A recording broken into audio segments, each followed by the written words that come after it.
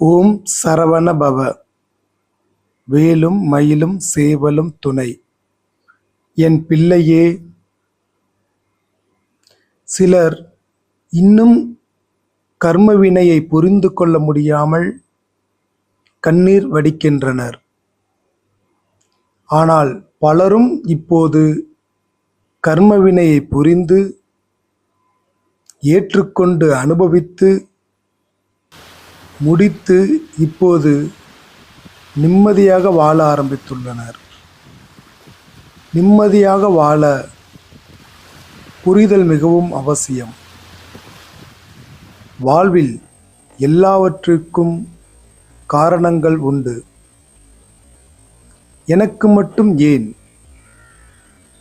என்று கண்ணீர் வடிப்பதை விட செய்த வினை தீர்கிறது என்று சிந்திக்கும்போது அடுத்து வரும் நாட்களை நிம்மதியாக வாழ முடியும்.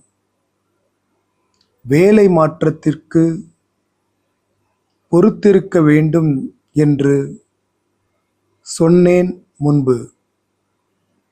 இப்போது அதற்கான முயற்சியை தொடங்கலாம். இன்னும் ஒரு மாதத்தில் நல்ல வேலை அமையும். புதிய புதிய கோவில்களுக்கு சென்று வழிபட வாய்ப்பு அமையும்.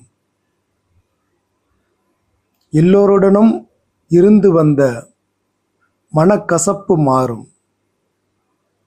மகிழ்ச்சியான சந்திப்புகள் ஏற்படும். முருகன் அருளால்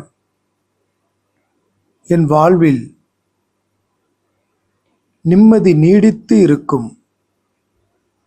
நன்றி முருகா என்று பதிவிடு. நிம்மதியான வாழ்க்கை பயணம் இன்னும் நீளும்.